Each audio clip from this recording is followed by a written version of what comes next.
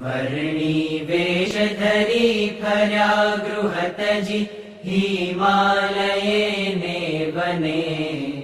उद्धार्या जनकैकतीर्थ विचरि कष्टो सहीने तने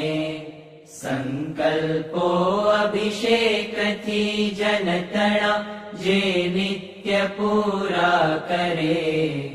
वंदु श्री हरि नीलकंठ चरणे कल्याण सौना करे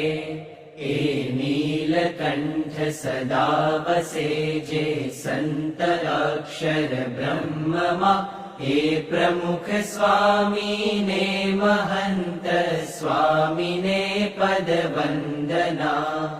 ब्रह्म रूपे श्री हरिना चरण मा अनुरागिये